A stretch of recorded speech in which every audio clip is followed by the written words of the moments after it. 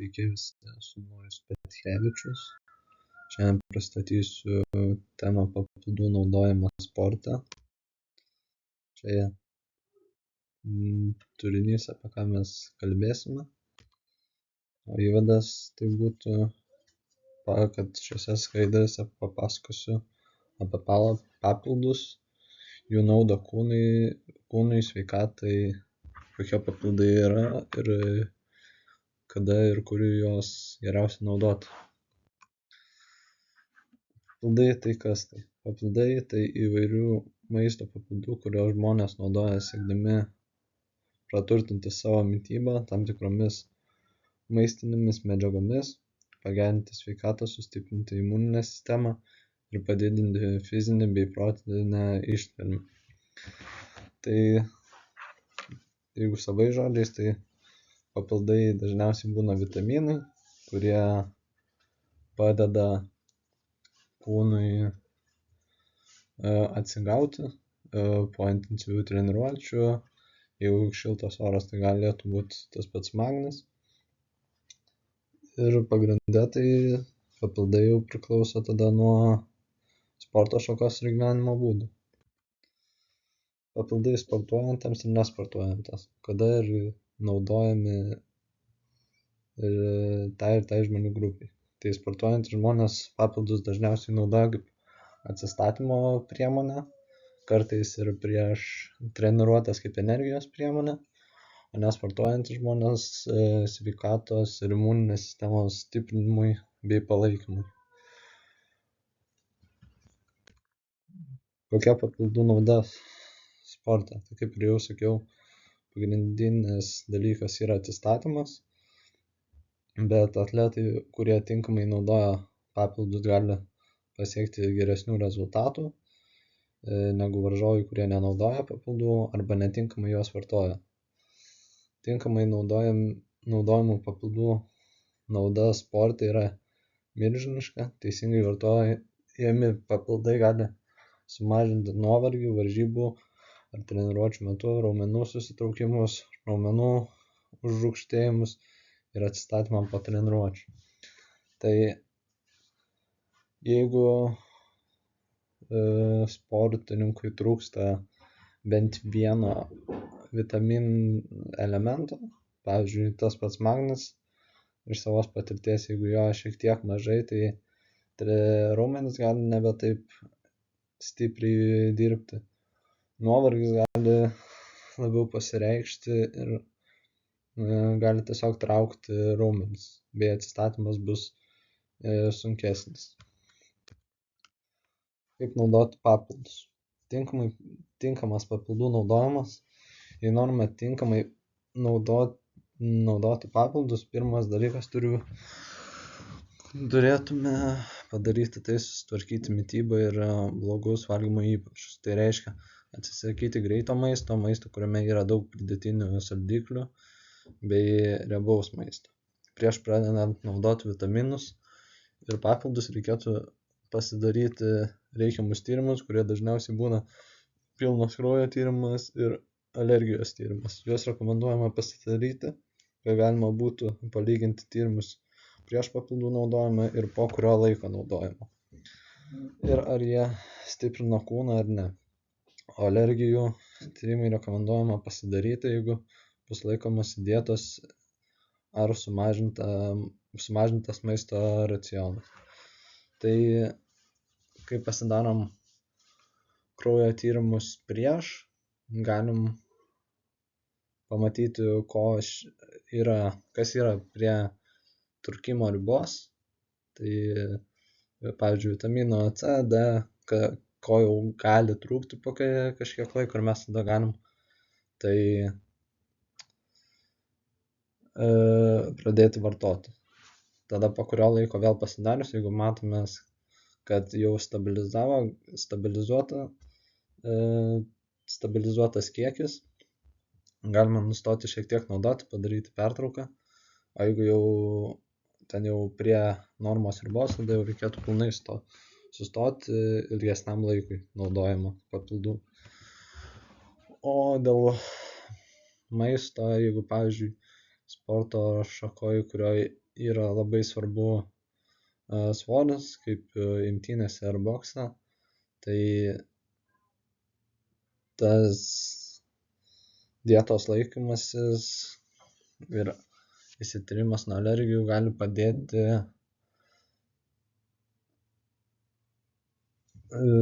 rasti tinkamus medžiagas, tą patį maistą, ko jau gal per daug kūnas turi ir ką norėtų tiesiog kito pabandyti.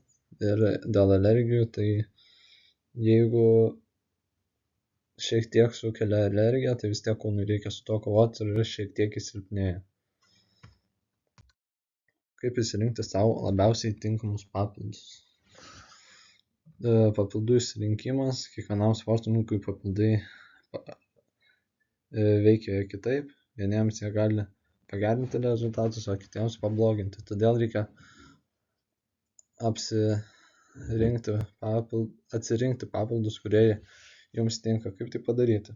Papildus reikėtų testuoti toli prieš sezono pradžią. Ką tai reiškia? Sezono pasiruošimo laikotarpiu reikėtų nusipirkti papildų, kuriuos planuojate vartoti varžybas ar per intensyvias treniruotes. Ir per intensyvias treniruotes juos panaudoti. Siūloma pasibandyti kelis gamintojus ir pažiūrėti, su kuriais yra geriausia savijauta ir kurie suteikia daugiausiai energijos. Dar galiu iš savo patirties papasakot, kad buvo 3 dienų varžybos. Per pirmą dieną pabandžiau papildą, kurio aš nesu bandęs, bet sakė, kad daugumai jis patinka ir veikia labai gerai, bet man jis turėjo atvirkščią efektą, kad tiesiog nebebuvo iš ko mint. Tai tada supratau, kad jis man netinka ir tos varžybos praėjo labai nekaip. Tai tada jau kai pradedi suprast, kas tinka, kas ne, apsiriboju su keliais gamintojais ir tada jau tikrini, kurie labiau tinka.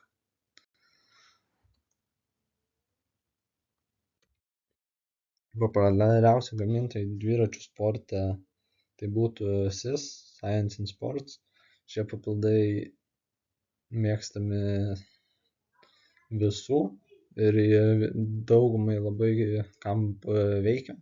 Aišku, yra žmonių, kuriam šitie neveikia, šitie papildai netaip gerai suveikia, gali tiesiog sustabdyti skrandžio darbą ir jie tada naudoja alternatyvius, pavyzdžiui, kaip Named Sport, kas yra antroje vietoje. Ir jiems labiau tai veikia negu kitiem, kuriem veikia, pavyzdžiui, SIS. Tada SIS labai yra išpopuliarėję, nes jie yra seniausia įmonė, kuri daro specialiai sportui tokius visokius elektrolitus, batonėlius ir geliukus. Tai daug profesionalų naudoja juos, komandų daug jie remia, o Named Sport tai yra varžybų rėmėjai ir per varžybas prie startų sportininkai gali ateiti pasirinkti prie startą maistą, kurį norės valgyti iki maitinimo zonų. Tai dažniausiai būna Named Sport. Yra įvairių būdų, kaip kūną pritaikyti prie maisto per varžybas ir treniruotes. Tai mes matome pirmoji nuotraukoje varžybų metu, kaip paduodama gertuvė su 2 geliukais. Tai toje gertuvėje gali būti ir elektrolitų gėrimas arba paprastas vanduo.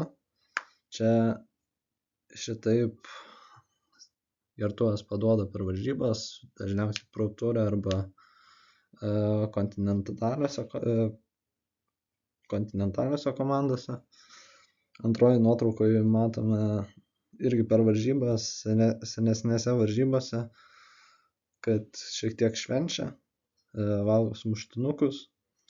Trečioje nuotraukoje matom, kaip dabartinis pasaulio čempionas per treniruotę valgo bagetą. Tai ar čia yra naudos, nepasakysiu, bet jis dabar yra stipriausias, tai gal šiek tiek ir yra. O čia yra ketvirtoje nuotraukoje named sport produktai, kurie būna dalinami prieš startą Tour de France. Tai papildų įvairovė per varžybas ar treniruotės galima naudoti daug įvairių papildų. Geliukai patogus varžybų metu, nes yra nedidelės pakuotės, kurios telpa į galinę kišenę. Tai laisvai galima kokius 5 į vieną kišenę įsidėti, kai yra iš viso 3 kišenės, tai ir vienoje ir kitoje pusėje, jeigu ilgos varžybos. Yra kai kurių tai telpa į kišenes, tada yra specifiniai geliukai, kurie turi arba izotoninius, elektrolitus ir dabar Science and Sport gamintojas yra neperseniausiai išleidęs betafuelą. Tai betafuelo vienoje toj geliuko pakuotė yra 60 gramų angliavandenių. Tai jeigu yra 2 valandų varžybos, tai jų 4 tik tais reikia. Jeigu su elektrolitu, tai šiek tiek daugiau, bet jų irgi daug nerekomenduojama, nes skrandis gali šiek tiek suprastėti jo veikla. Ir jeigu yra labai ilgos varžybos iki 3 valandų, tai jau įmama ir elektrolitiniai gėrimai su druskom, izotoniniai ir jau batonėliai, kad šiek tiek normalesnio maisto būtų organizme. Prie batonėlių, tai kaip ir sakiau, jeigu yra ilgesnės varžybos iki 3 valandų, tada juos rekomenduojama turėti, kad būtų šiek tiek užkąsti galima ir gauti energijos. Jeigu varžybos iki 3 valandų, tai labai priklauso nuo mitybos prieš varžybas. O batonėlius šiaip geriausia naudoti per treniruotes, nes vis tiek batonėlį reikia sukramtyti viską, pulsas jeigu aukštas, sunku kramtyti, sunku kvėpuoti, per varžybas tas labai nepatogu. O per treniruotės, kai lengvesnės treniruotės arba treniruočių metu vietos, po atkarpų, dar kažką, galima suvalgyti batonėlį ir turėti tiesiog papildomos energijos. Elektrolitų gėrimai arba izotoniniai gėrimai dar yra, šie gėrimai naudojami tiek treniruočių, tiek varžybų metu. Yra dar betafuelo gėrimai, kurio yra pasidaro į 500 ml gertuvę, tai varžybom viena gertuvė gali būti su betafuelu, tai betafuelo pakuotė yra 80 gramų angliavandenių. Tai per varžybas reikia sunaudoti valandos bėgy kažkur iki 120 angliavandenių gramų. Tai galima pasidaryti vieną gėrimą, geliuką ir užtenka pilnai visai valandai. Jeigu jau daugiau, tada jau reikia derintis. Bet elektrolitų gėrimai, jie šiek tiek duoda energijos ir duoda kojom nesustingti, neužsirūgštinti taip greitai. Kokius ir kiek papildų reikia naudoti ištvermės sporte? Kaip ir sakiau, iki 120 gramų angliavandenių. Treniruotėse galima šiek tiek mažiau, iki 80 gramų angliavandenių. Dar naudojami elektrolitai jau vietoj vandens. Organizmui, kaip ir sakiau, duoda druskų, kad raumenys nesusitrauktų, nesuakmenėtų, atsigavimo.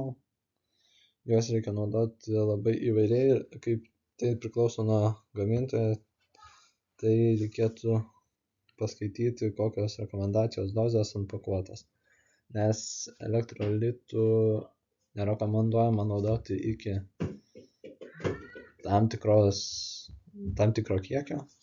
Tai pavyzdžiui, per parą galima sunaudoti 5 ar tai 4 gertuves, tai čia būtų apie 2,5–3 litrai. Tai toks kiekis rekomenduojamas, nedaugiau, o geliukų priklauso kokie. Jeigu, pavyzdžiui, naudojame elektrolitus, tai nerekomenduojama per parą sunaudoti daugiau negu 5. Jeigu su kofeinu geliukai nerekomenduojama kaip 4 ir betafuelas, kur yra daug angliavandenių, irgi nerekomenduojama kaip 4. Bet viskas priklauso nuo varžybų, tam tikros dienos, intensyvumų, taip toliau. Ir tada kaip kūnas yra prisitaikęs prie šių maisto medžiagų apskritai. Tai prieš varžybas dar ką galima valgyti, tai būtų makaronai, ryžiai, kas turi daug angliavandenių. Tai kaip matome šitoj nuotraukoje, makaronai, tai miltų produktai.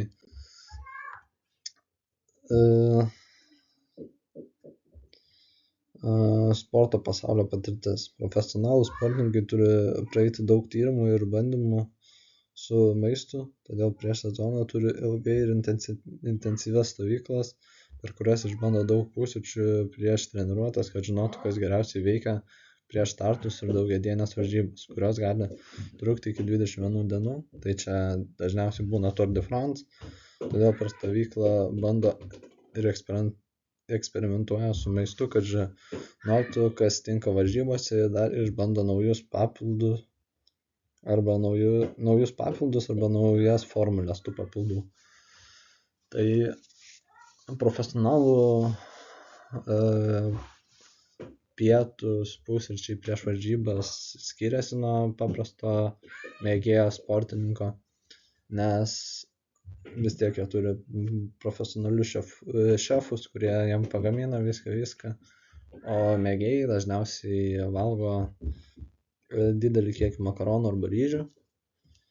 Tai šiaip rekomenduojama yra 2 valandos iki suvalgyti visą tai, kad turėtų laiko susivirškinti ir organizmas gauti energijos.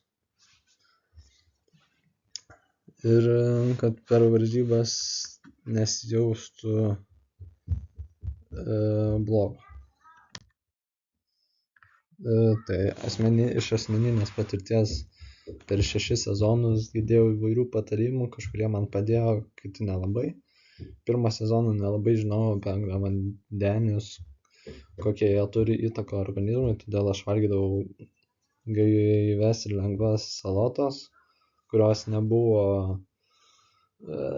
neturėjo daug energijos, bet rezultatas buvo geras. Kitais sezonais sužinojau, kad geriausia valgyti makaronus, ryžius ir įvairius miltų gaminus, tada per varžybas naudoti maisto papildus kaip elektrolitus ir geliukus, bet nebūdavau jų išbandęs per treniruotes ir nežinodavau, ar mano kūnas priims šį papildą.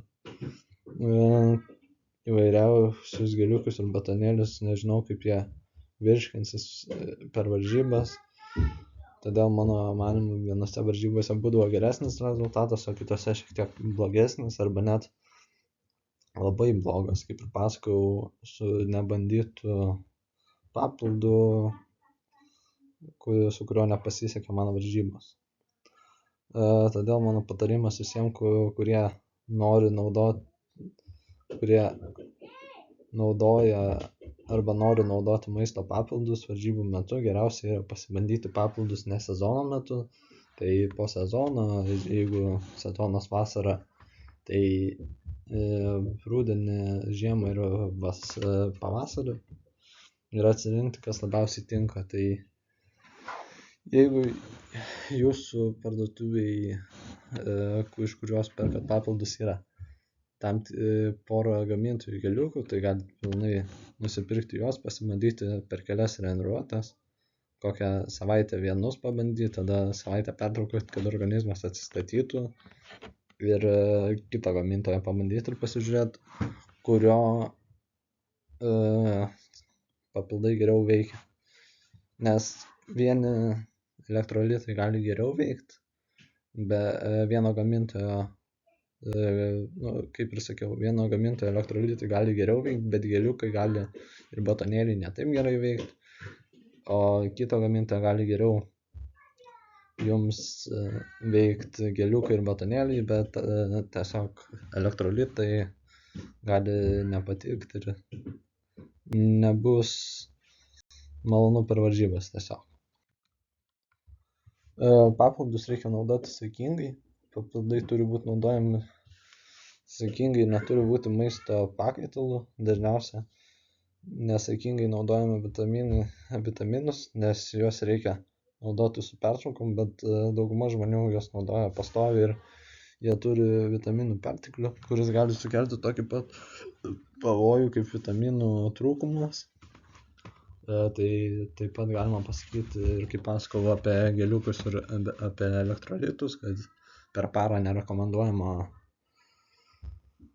daugiau sunaudoti negu leistiną dozę, bet su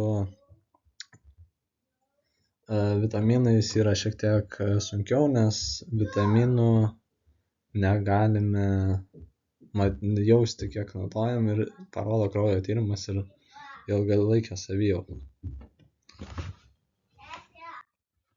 Apibendrinant, tai papildus reikia naudoti atsakingai ir taisyklingai. Geriausia pasidaryti kraujo tyrimus, kurie tiksliai pasakys, kokių medžiagų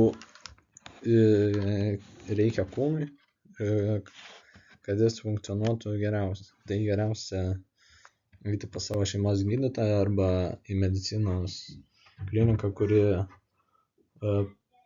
padarys kraujo tyrimus ir pasižiūrės, ko jums trūksta kaip sportininkui arba ko reikėtų daugiau. Ir dabar būtų iš mano pusės tiek. Tai visiems geros dienos ir saikingai naudokit papildus.